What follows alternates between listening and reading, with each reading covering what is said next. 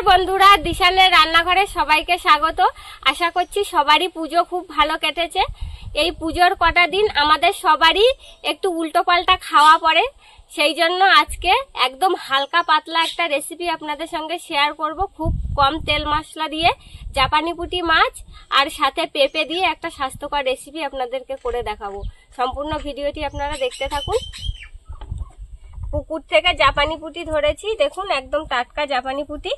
বাড়ির পুকুরের জাপানি পুঁটি মাছ দিয়ে আজকে রেসিপিটা করব, সেই জন্য দেখুন মাছটা আমি প্রথমে কেটে নিচ্ছি।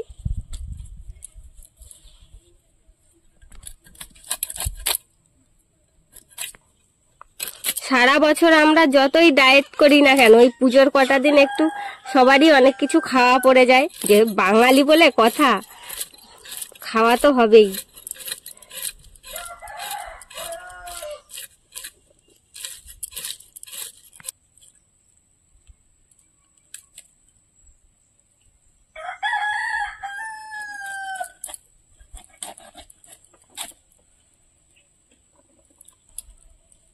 ঘাস পাতা খেয়েছে প্রচুর, এমনি জাপানি পুঁটি মাছ ঘাস পাতা খায়।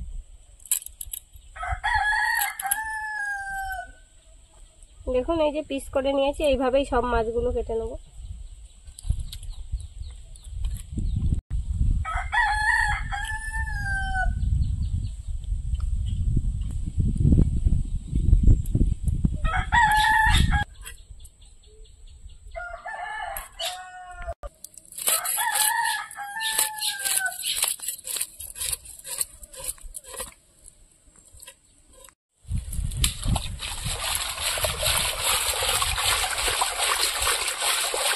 মাছগুলো সব কেটে নিয়েছি, এবার ভালো করে ধুয়ে নেব। দেখুন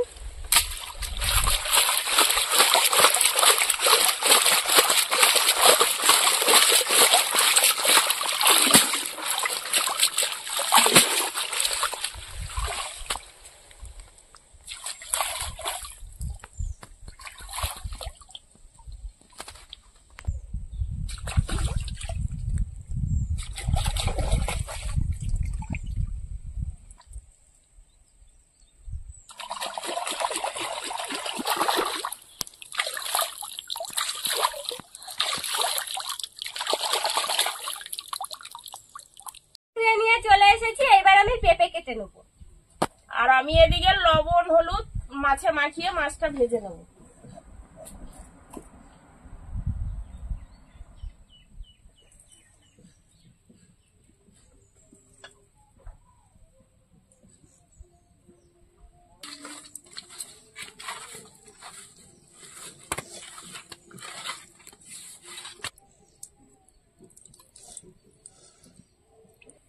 এবার মাছগুলো ভেজে নেব।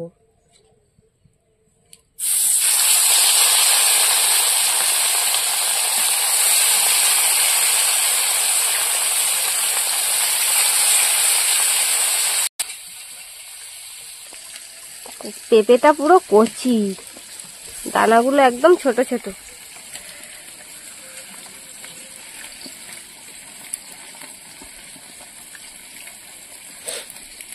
এই যে দেখুন এরকম ভাবে কাটছি পেঁপেগুলো।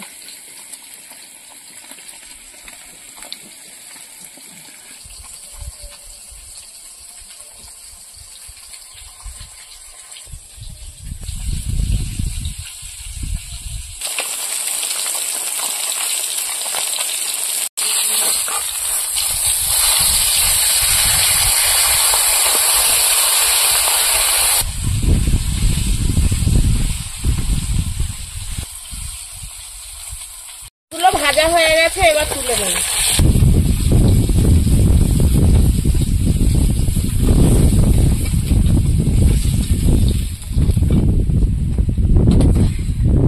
সব মাছগুলো ভেজে নেব।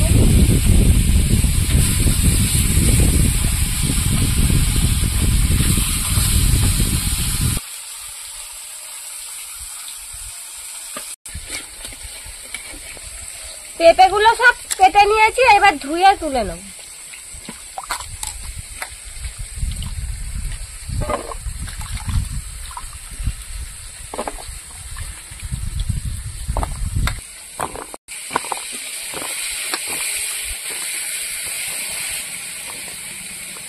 পেঁপেগুলো কেটে নিয়েছি, এবার পেঁয়াজ আর লঙ্কা কেটে নেব।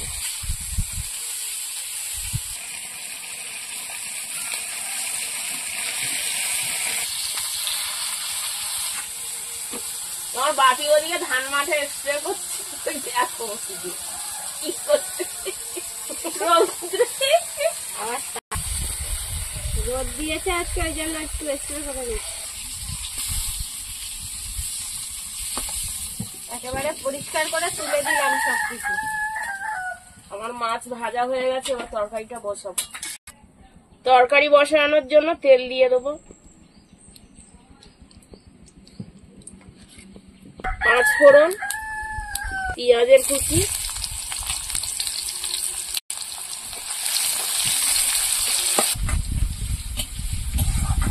পেঁয়াজটা হয়ে গেছে, এবার আমি পেঁপে গুলো দিয়ে দেবো।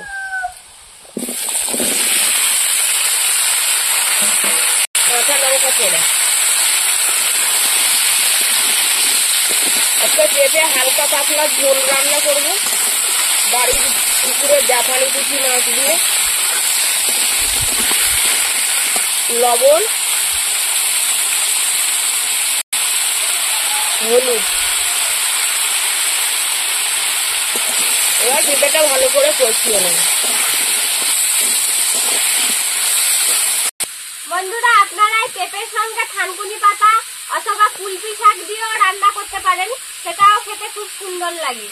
বন্ধুরা, এরকম আরো নতুন নতুন রেসিপি দেখতে আমাদের চ্যানেলটিকে সাবস্ক্রাইব করবেন আর অবশ্যই পাশে থাকা বেল আইকনটি প্রেস করবেন, তাহলে আমরা নতুন কোনো ভিডিও আপলোড করলে নোটিফিকেশন আপনাদের কাছে পৌঁছে যাবে। আর কে কোথা থেকে দেখছেন কমেন্ট করে বলবেন, তাহলে আমরা আরো নতুন নতুন ভিডিও করার আগ্রহ পাবো।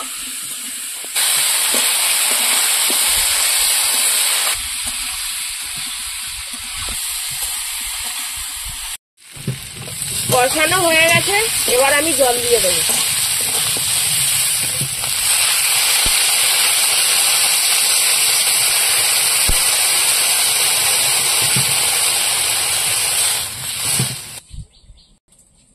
তরকারিটা ফুটে উঠেছে, মাছগুলো দিয়ে দেবো।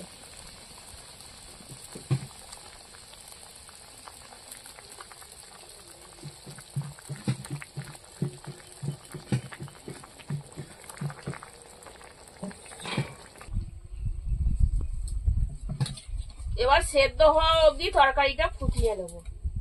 তরকারিটা হতে হতে আমি ততক্ষণে জিরেটা বেটে নেব।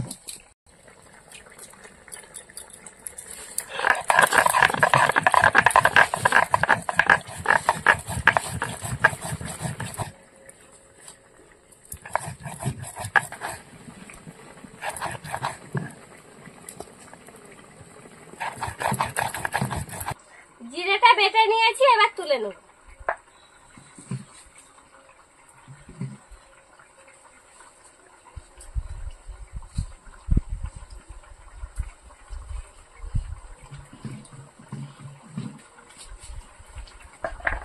দাও, থালা দাও, তুলে দেই।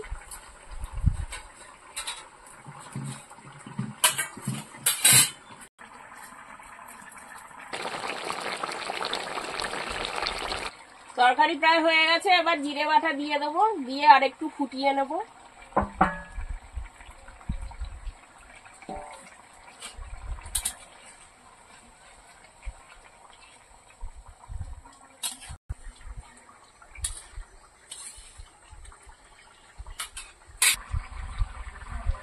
বন্ধুরা, আপনারাও বাড়িতে অবশ্যই তৈরি করে খেয়ে দেখবেন। আর আমাদের আজকের ভিডিওটা শেষ পর্যন্ত দেখার জন্য ধন্যবাদ। ভালো লাগলে লাইক, কমেন্ট, শেয়ার করবেন। আবার ফিরে আসবো নতুন একটা রেসিপি নিয়ে। সবাই ভালো থাকবেন, সুস্থ থাকবেন।